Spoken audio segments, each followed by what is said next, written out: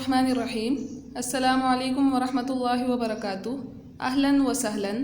इकरा महदुल हाफिज़ात बिशावर शार वरसक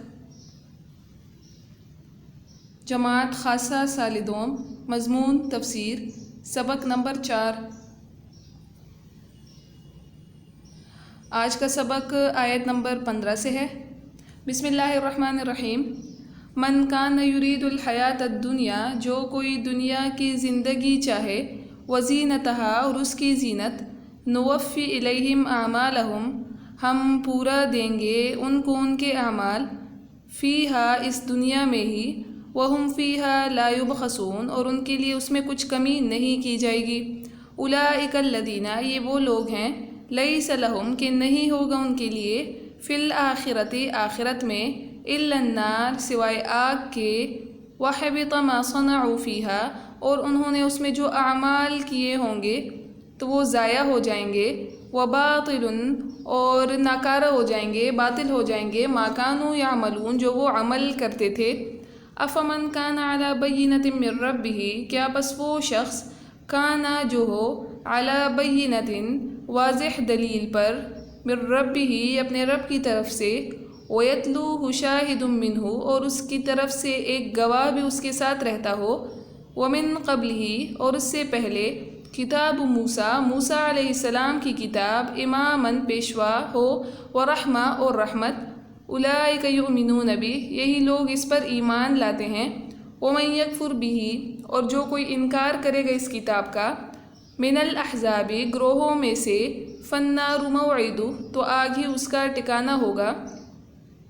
उसके वादे की जगह होगी। फ़ला तकु फ़ी मिर्यतिन मिन्हु पस आप शक में ना पड़ें, पस आप शक ना करें, मिन्हु इसमें, इन्नहुल हक़ बेशक वो हक़ है, सच है, मिर रब्बिका आपके रब की तरफ से, वलाकिन्ना अक्सरन नासि ला युमिनून और लेकिन अक्सर लोग ईमान नहीं लाते।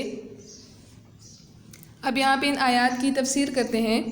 तो मन कान युरीदुल हयात दुनिया, अब इस आयत में मुनकिरीन के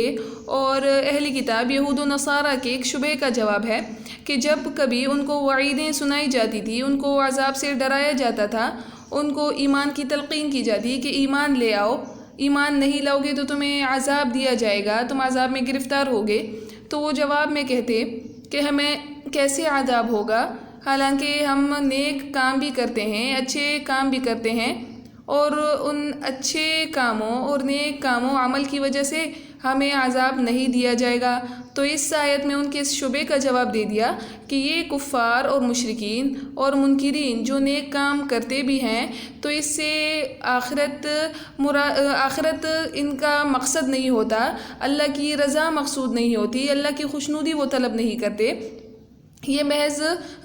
दुनियावी फ़ायदे के लिए, दुनियावी मकासद के लिए अच्छे काम करते हैं कि दुनिया में लोग उनको अच्छा कहें या उनकी शोहरत हो या उनको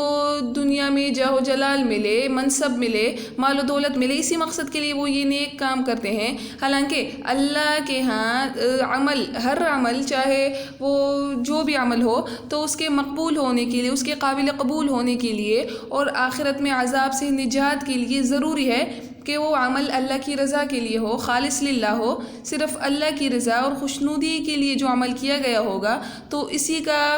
आखिरत में फिर बदला भी मिलेगा, वो अमल अल्लाह के यहाँ मकबूल भी होगा। चूँकि इनका मकसद वो सिर्फ़ दुनिया ही है, आखिरत कोई मकसद नहीं है उनका, इस वजह से उनको उस अमल का आखिरत में कोई फ़ायदा भी नहीं होगा। लेकिन चूँकि अपने नफ्स के एतबार से फ़ी नफ्स ही वो जो काम करते हैं वो अच्छा काम है, तो अल्लाह के इंसाफ का, अल्लाह के अदल का तकाज़ा ये है कि उस अमल को बिल्कुल या पूरी तरह से ज़ाया वो नहीं करेंगे, चूँकि वो दुनियावी मकसद के लिए, दुनियावी फ़ायदे के लिए वो काम करते हैं। तो दुनिया में अल्लाह ताला उनको फ़ायदा दे देते हैं, उस मकसद में उनको कामयाब करते हैं। अगर वो माल और दौलत चाहते हैं, मनसब जाओ जलाल इज़्ज़त चाहते हैं तो अल्लाह ताला दुनिया में वो उनको दे देते हैं और आखिरत चूँकि उनका मकसद नहीं होता तो आखिरत में उनको इस नेकी का कोई बदला भी नहीं मिलेगा, बल्कि वो अमल उनका ज़ाया हो जाएगा। हबिता ما صنعوا یعنی ان کے اعمال ضائع ہو جائیں گے، ان کو اس کا کوئی بدلہ نہیں دیا جائے گا، اور چونکہ ان کی کوئی نیکی آخرت میں نہیں ہوگی، اور کفر تو ان کے ساتھ متصل ہے، انہوں نے کفر کیا ہوگا، معصیت گناہ ان کے ساتھ متصل ہے، چونکہ موجود ہے تو اس کے بدلے کے لیے، اس کی سزا کے لیے ان کو جہنم میں ڈال دیا جائے گا۔ اسی طرح جو ریاکار، دنیا پرست عالم، متصدق اور مجاہد وغیرہ ہیں، جو دنیا میں نیک کام کرتے ہیں، وہ مسلمان بھی ہیں، یعنی وہ صدقات دیتے ہیں، خیرات کرتے ہیں، جہاد کرتے ہیں، وہ لوگوں کو علم سکھاتے ہیں، تو ان کے بارے میں بھی کہ جو ریا کے لیے یہ کرتے ہیں، دنیا کمانے کے لیے ایسا کرتے ہیں، تو قیامت کے دن ان کو بھی کہا جائے گا کہ جس مقصد کے لیے تم نے یہ کام کیا ہے، یہ علم سکھایا ہے یا جہاد کیا ہے، صدقہ دیا ہے، تو وہ مقصد تو تمہیں دنیا میں حاصل ہو چکا ہے، اب یہاں پہ آخرت میں تمہارے لیے کچھ بھی نہیں ہے۔ اور تب فرشتوں کو یہ حکم دیا جائے گا کہ اس کو جہنم میں لے جاؤ، جہنم میں اس کو پھینک دو۔ اسی طرح ایک اور حدیث میں بھی آتا ہے کہ قیامت کے دن ان لوگوں کو لایا جائے گا کہ جو دنیا میں عبادت کرتے تھے، اور عبادت اس مقصد کے لیے کرتے تھے کہ لوگوں کی نظر میں ان کی عزت ہو، تو ان سے کہا جائے گا کہ تم نے نماز پڑھی تھی، صدقہ اور خیرات کیا تھا، جہاد کیا تھا، تلاوت کی تھی، لیکن یہ سب کچھ جو کیا تھا وہ صرف اس نیت سے کیا تھا کہ تمہیں دنیا میں نمازی کہا جائے کہ بہت زیادہ نمازیں پڑھنے والا ہے، یا بہت زیادہ سخاوت کرنے والا ہے، سخی ہے، صدقات کرنے والا ہے، یا یہ بہت جہاد کرنے والا ہے، لہٰذا جو تم دنیا میں چاہتے تھے وہ تمہیں مل گیا ہے۔ دنیا میں تمہیں جو سخی ہے وہ بھی کہا گیا ہے، نمازی بھی کہا گیا ہے، جہاد کرنے والا بھی کہا گیا ہے، تو تمہیں تمہارے عمل کا بدلہ دنیا میں مل چکا تھا، اب تمہارے پاس کوئی عمل نہیں ہے کہ ان کا بدلہ تمہیں دیا جائے، اور سب سے پہلے انہی لوگوں کو جہنم میں ڈال دیا جائے گا۔ تو یہ حدیث نقل کرنے کے بعد ابو ہریرہ رضی اللہ عنہ رونے لگے اور فرمایا کہ قرآن کی جو آیت ہے کہ من کان یرید الحیات الدنیا وزینتہا، کہ جو کوئی دنیا کی زندگی اور اس کی زینت، زیب و زینت چاہتا ہے، تو اسی آیت سے اس حدیث کی بھی تصدیق ہوتی ہے کہ جو بھی دنیا میں کوئی نیک عمل کرے گا اور اس کا مقصد دنیا کمانا ہی ہو، تو دنیا تو اس کو مل جائے گی، لیکن آخرت میں اس کا کوئی فائدہ نہیں ہوگا۔ نوفی الیہم اعمالہم، جو ایسا کرے گا، یعنی دنیا میں کوئی اچھا کام دنیاوی فائدے کے لیے کرے گا، تو نوفی الیہم اعمالہم فیہا، تو دنیا میں ہی ان کو اس کا بدلہ مل جائے گا، ہم ان کے عمل کا بدلہ ان کو پورا دیں گے۔ تو اس کے بارے میں بھی انس رضی اللہ عنہ کی روایت ہے، انس رضی اللہ عنہ سے یہ نقل کیا گیا ہے کہ آپ صلی اللہ علیہ وسلم نے فرمایا کہ اللہ تعالیٰ کسی پر ظلم نہیں کرتے، مومن جو بھی نیک کام کرتا ہے تو ان کو اس کا بدلہ دنیا میں مل جاتا ہے، اور آخرت میں بھی اس کو ثواب ملتا ہے، چونکہ وہ مومن ہوتا ہے، اس کا مقصد اخروی مقصد ہوتا ہے، یعنی وہ آخرت اچھی کرنا چاہتا ہے کہ اس کی آخرت اچھی ہو اور اس کو اس کا انعام ملے، اس کا اکرام ہو، تو چونکہ وہ اخروی زندگی کو چاہتا ہے تو اللہ تعالیٰ آخرت میں بھی اس کو ثواب دیں گے، اور دنیا میں بھی اس کو اس کا اچھا بدلہ دے دیتے ہیں۔ اور کافر چونکہ اس کو آخرت کی فکر ہی نہیں ہوتی، تو اس لیے اس کا حساب دنیا میں ہی پورا کر دیا جاتا ہے، اس کو بھگتا دیا جاتا ہے، اس کے نیک اعمال کے بدلے میں دنیا میں اس کو عزت ملتی ہے، دولت، صحت، راحت، یہ تمام چیزیں اس کو دنیا میں دے دی جاتی ہیں، اور جب وہ آخرت میں پہنچتا ہے تو اس کے پاس کچھ نہیں ہوتا، کچھ عمل اس کے پاس موجود نہیں ہوتا کہ اس عمل کا اس کو وہاں پہ بدلہ دیا جائے۔ اسی طرح تفسیر مظہری میں بھی ہے کہ مومن اگر دنیا کی فلاح کا، دنیا کی کامیابی کا خواہش مند ہوتا ہے اور اس پر آخرت کا ارادہ غالب ہو، تو اس کے لیے دنیا میں اس کو بقدر ضرورت مل جاتا ہے، اور جو بڑا ثواب ہے، بڑا اجر ہے، وہ اس کو آخرت میں ملتا ہے۔ یعنی اگر کوئی انسان، کوئی مومن نیک عمل کرتا ہے، مقصد جو حقیقی مقصد ہے وہ اخروی مقصد ہوتا ہے، یعنی اللہ کی رضا کے لیے کرتا ہے، لیکن بیچ میں دل میں کوئی مطلب بھی آ گیا کہ چلو لوگ اگر اس کو اچھا کہتے ہیں، لوگوں کے دکھاوے کے لیے وہ عمل نہیں کرتا، لیکن لوگ خود ہی اپنی طرف سے اس کی تعریف کرتے ہیں اور وہ اس تعریف پر خوش بھی ہوتا ہے، تو اس سے اس کا عمل ضائع نہیں ہوگا، بلکہ دنیا میں بھی اس کے ساتھ اچھائی کا معاملہ ہوگا، اور آخرت تو اس کی بہتری ہوگی، کیونکہ اس نے آخرت ہی کے لیے یہ عمل کیا ہے، اللہ ہی کی رضا کے لیے اس نے یہ عمل بھی کیا ہے۔ اب یہاں آیت میں من ارادہ نہیں کہا گیا، بلکہ چونکہ اگر یہاں پہ من کان یرید الحیات الدنیا کے بجائے من ارادہ بھی کہہ دیا جاتا تو یہاں پہ مطلب پورا ہو سکتا تھا کہ جو ارادہ کرے، لیکن یہاں پہ من ارادہ نہیں لائے، بلکہ من کان یریدو کہ جو کوئی چاہتا رہا یا جو کوئی کرتا رہا، تو یہاں پہ جو کان لائے ہیں یہ دوام پر اور استمرار پر دلالت کرتا ہے، یعنی کہ کسی بات کی جاری ہونے پر دلالت کرتا ہے۔ تو مطلب یہ ہے آیت کا کہ جس بندے کا مقصد صرف دنیا ہو اور وہ جو اچھے اعمال کرتا ہے، جو نیک کام کرتا ہے، اس سے صرف دنیا ہی کا ارادہ وہ کرتا رہا، تو اس کے لیے تب یہ وعید ہے، یعنی دنیا میں اس کا بدلہ، وعید کیا ہے کہ اس کو دنیا میں اس کا بدلہ دے دیا جائے گا اور آخرت میں اس کے لیے کچھ نہیں ہوگا سوائے آگ کے۔ لیکن اس کے برعکس اگر کوئی شخص ایسا ہے کہ اس کا اصل مقصد تو اللہ کی رضا ہے اور اللہ ہی کی رضا کے لیے وہ عمل بھی کرتا رہا، لیکن پھر کچھ دنیا کا بھی وہ اس میں ارادہ کر لے، تو اس وعید سے خارج ہے، اس وعید کے تحت وہ نہیں آتا۔ پھر یہاں ائمہ تفسیر کا اختلاف ہے اس بات میں کہ یہ آیت جو نازل ہوئی ہے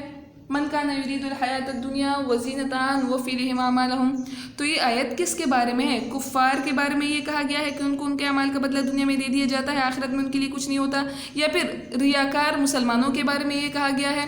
کہ ان کو جو کام وہ ریا کے لیے کرتے ہیں تو ان کا بدلہ آخرت میں نہیں ملے گا، یا پھر دونوں کے بارے میں کہ کفار اور مسلمان دونوں اس میں آ جاتے ہیں؟ تو اس کے بارے میں مفسرین کا اختلاف ہے۔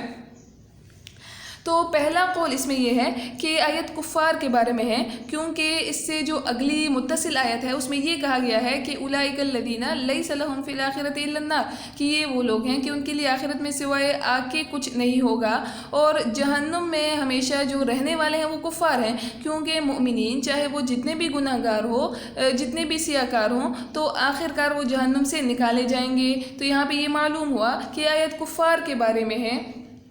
کہ کفار جو ہے وہ ہمیشہ جہنم میں رہیں گے، تو وہ دنیا میں انہوں نے جو نیک عمل کیا ہوگا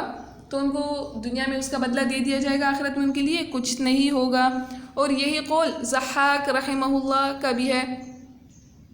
دوسرا قول اس میں یہ ہے کہ آیت مسلمانوں کے بارے میں ہے،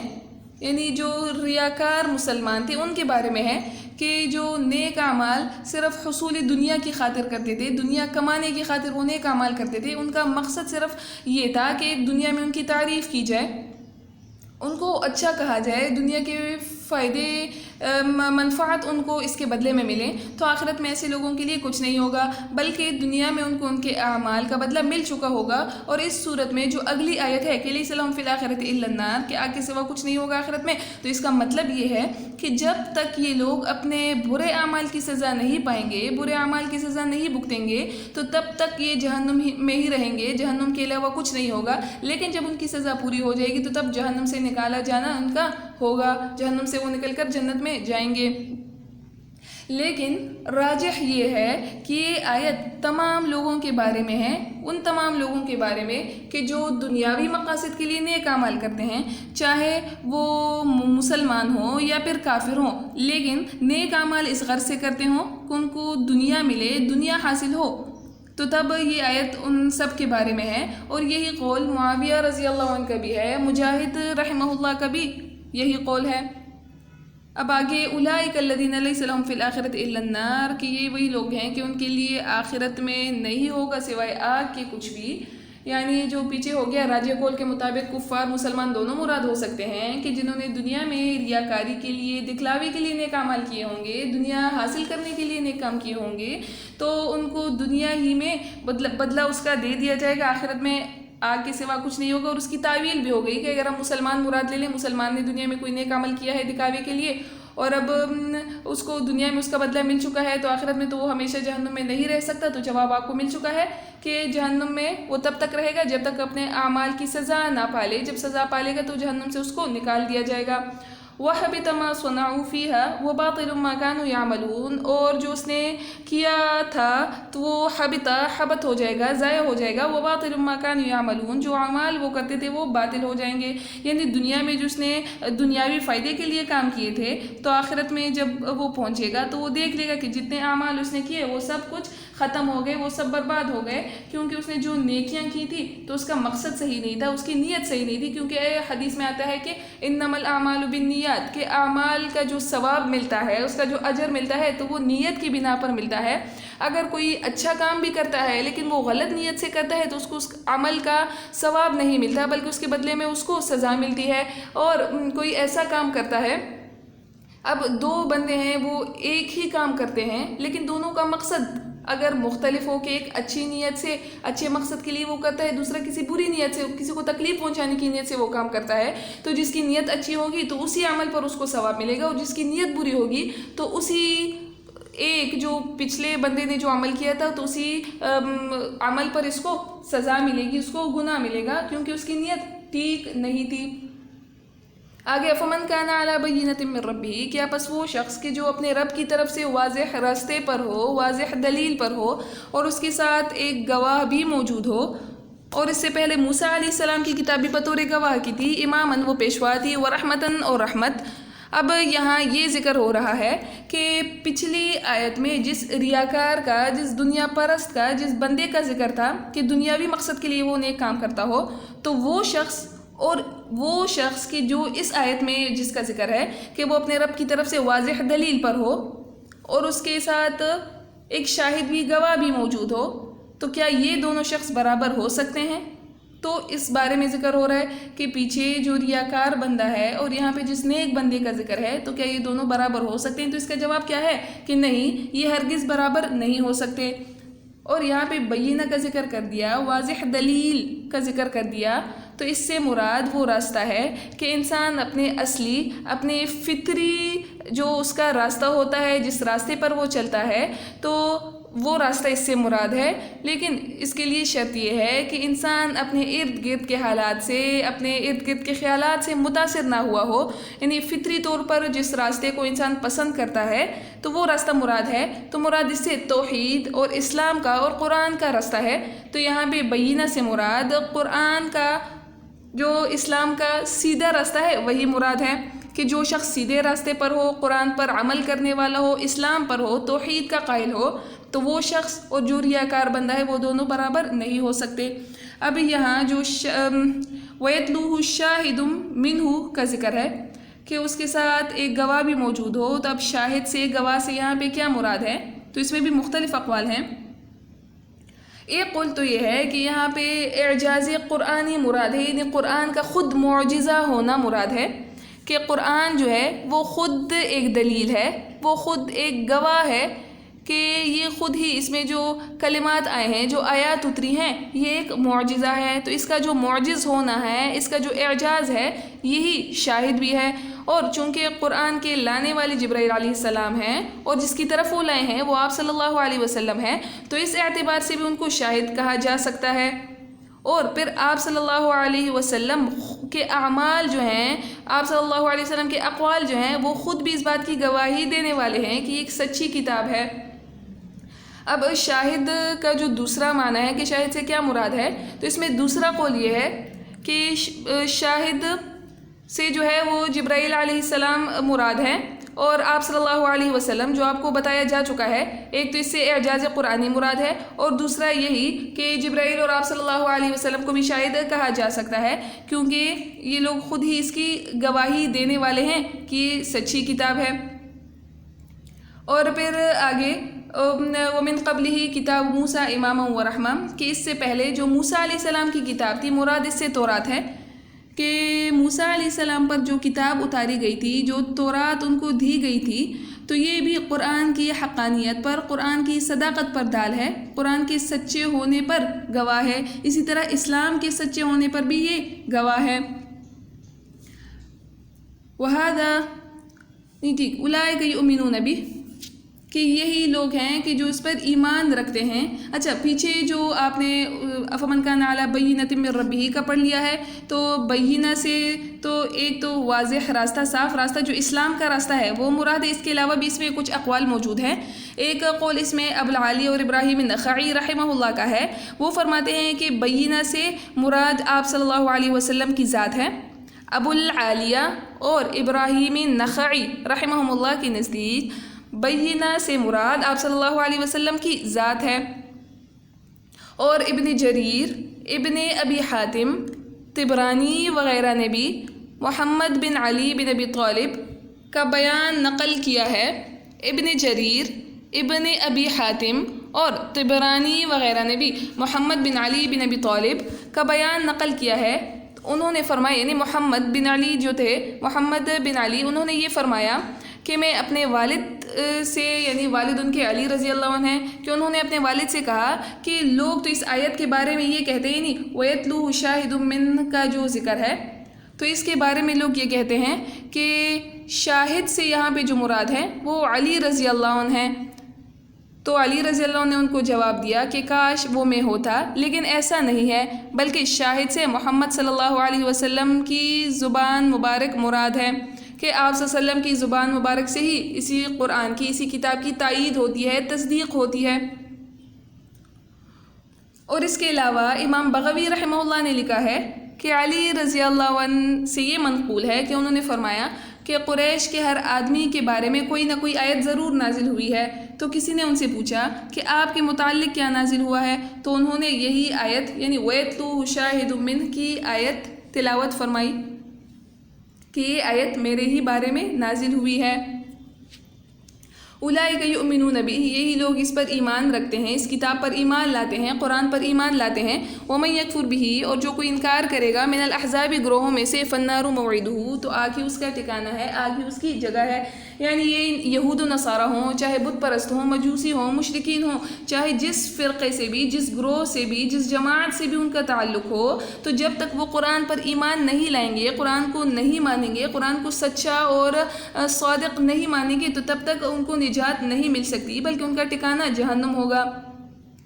ہم الاحزاب جو یہاں پہ کہہ دیا گیا ہے کہ وَمَن یکفر بہ من الاحزاب، کہ جس گروہ سے تعلق رکھنے والے لوگ بھی اس کا انکار کریں گے تو وہ جہنمی ہیں۔ تو اس میں اسلام کے علاوہ، مسلمانوں کے علاوہ جس مذہب سے بھی تعلق رکھنے والے ہیں تو وہ تمام لوگ مراد ہیں۔ یعنی اسلام کے علاوہ جس مذہب سے لوگ تعلق رکھتے ہوں تو چاہے وہ کوئی بھی ہو، قرآن پر وہ اگر ایمان نہیں لائیں گے تو وہ لوگ فلاح نہیں پا سکتے، کامیاب نہیں ہو سکتے۔ اور ابو ہریرہ رضی اللہ عنہ کی روایت میں بھی آتا ہے کہ آپ صلی اللہ علیہ وسلم نے فرمایا کہ اس ذات کی قسم جس کے ہاتھ میں آپ صلی اللہ علیہ وسلم کی جان ہے کہ اس امت میں سے جو کوئی کافر اور مشرک اور یہودی اور عیسائی، اور امت سے امت دعوت مراد ہے۔ امت کی دو قسمیں ہیں، ایک امت دعوت ہے، ایک امت اجابت ہے۔ امت دعوت میں تمام کفار مشرکین یہ سب لوگ آ جاتے ہیں، اور امت اجابت میں جو آپ صلی اللہ علیہ وسلم پر ایمان لائے ہیں، مؤمنین مسلمان ہیں، وہ لوگ آتے ہیں۔ تو یہاں پہ امت سے امت دعوت مراد ہے۔ فرماتے ہیں کہ اس ذات کی قسم جس کے قبضے میں آپ صلی اللہ علیہ وسلم کی جان ہے، اس امت میں سے جو کوئی کافر اور مشرک یا یہودی اور عیسائی اس حال میں مرے کہ جس ہدایت کو دے کر بھیجا گیا ہے وہ اس پر ایمان نہ لایا ہو، مراد اس سے قرآن ہی ہے کہ وہ قرآن پر ایمان نہ لایا ہو اور ایسی حالت میں وہ مر جائے تو وہ دوزخیوں میں سے ہوگا، وہ جہنم میں جائے گا۔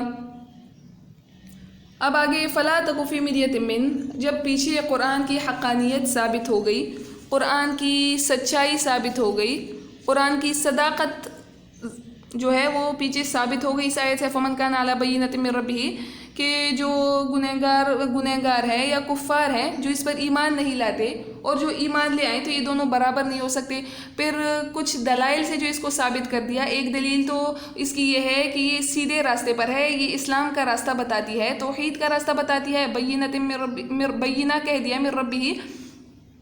وَيَتْلُوهُ شَاهِدٌ مِّنْهُ اس کی دوسری دلیل ہو گئی کہ اس میں سے خود ہی اس پر ایک گواہ بھی موجود ہے، یعنی قرآن کو جو معجز ہونا ہے، اس کا اعجاز ہے، اس کا ایسا ہونا کہ اس طرح کوئی کلام کوئی پیش نہیں کر سکتا، تو یہ خود بھی اس بات کی دلیل ہے کہ جب کوئی اور انسان اس طرح کلام پیش نہیں کر سکتا تو معلوم ہوا کہ یہ اللہ کی طرف سے ہے، اور جب اللہ کی طرف سے ہے تو یہ اس کے سچے ہونے کی ایک دوسری دلیل ہو گئی۔ اور تیسری دلیل یہ ہے کہ جو موسیٰ علیہ السلام کی کتاب ہے تورات، وہ بھی اس کی تصدیق کرتا ہے، اس کی تائید کرتا ہے، تو یہ اس کی تیسری دلیل ہو گئی۔ اور جب اتنے دلائل سے یہ بات ثابت ہو گئی کہ قرآن ایک سچی کتاب ہے، وہ سیدھا راستہ دکھانے والی کتاب ہے، تو آگے یہاں پہ خطاب کیا گیا کہ فلا تک فی مریۃ من، کہ قرآن کی حقانیت ثابت ہو گئی، لہٰذا آپ اس میں شک نہ کریں، انہ الحق، شک کیوں نہ کرے کیونکہ یہ برحق کتاب ہے، سچی کتاب ہے آپ کے رب کی طرف سے، لیکن اکثر لوگ ایمان نہیں لاتے۔ اب یہاں پہ فلا تکو میں جو خطاب کیا گیا ہے کہ آپ شک میں نہ پڑیں، تو یہاں پہ یہ خطاب کس کو ہے، کس کو کہا گیا ہے کہ آپ شک نہ کریں؟ تو اس میں قول تو یہ ہے کہ یہ خطاب ہر شخص کے لیے، تمام لوگوں کے لیے ہے کہ جو کوئی بھی قرآن سنے یا پھر آپ صلی اللہ علیہ وسلم کی طرف سے اس کو قرآن کے بارے میں تعلیمات پہنچیں تو وہ اس میں شک نہ کریں، تمام لوگ اس میں آ جاتے ہیں۔ اور یا پھر دوسرا قول یہ ہے کہ فلا تکو میں جو خطاب ہے وہ آپ صلی اللہ علیہ وسلم کو ہے، لیکن مخاطب تو آپ صلی اللہ علیہ وسلم کو کیا گیا ہے، لیکن مراد اس سے تمام لوگ ہیں، یعنی آپ صلی اللہ علیہ وسلم کو خطاب کر کے سنانا دوسرے لوگوں کو مقصود ہے کہ چونکہ قرآن کی صداقت، حقانیت اور اس کے من جانب اللہ ہونے میں کوئی شک و شبہ نہیں ہے، یہ قرائن سے، دلائل سے بات ثابت ہو گئی ہے، لہٰذا آپ اس میں شک نہ کریں، اور جو لوگ اس کو نہیں مانتے، اس پر ایمان نہیں لاتے، تو ان کا ٹھکانہ جہنم ہے۔ اور صحیح مسلم میں اس کے بارے میں ایک حدیث بھی ہے کہ آپ صلی اللہ علیہ وسلم نے فرمایا کہ اس ذات کی قسم جس کے قبضے میں میری جان ہے کہ اس امت میں سے جو بھی مجھے سن لے اور پھر بھی مجھ پر ایمان نہ لائے تو وہ شخص جہنمی ہے، اور جو آپ صلی اللہ علیہ وسلم کو سنے گا تو یقیناً وہ قرآن کو بھی سنے گا، کیونکہ آپ صلی اللہ علیہ وسلم کو قرآن دے کر بھیجا گیا ہے، آپ صلی اللہ علیہ وسلم کی جو تعلیمات ہیں وہ قرآن ہی میں موجود ہیں، تو چونکہ جو آپ صلی اللہ علیہ وسلم کو مانے گا تو ضرور یقیناً وہ قرآن کو بھی مانے گا، اور جو آپ صلی اللہ علیہ وسلم کو نہیں مانے گا تو وہ قرآن کو بھی نہیں مانے گا، قرآن کا بھی انکار کرے گا، تو ان کے لیے یہ وعید ہے کہ وہ جہنمی ہے، اس کا ٹھکانہ جہنم میں ہوگا۔ یہاں تک آج کا سبق کافی ہے، آپ اسے یاد کر لیجئے اور ساتھ میں اگلے رکوع کا ترجمہ بھی کیجئے، یعنی مطالعہ آپ کر لیں۔ وآخر دعوانا ان الحمد للہ رب العالمین۔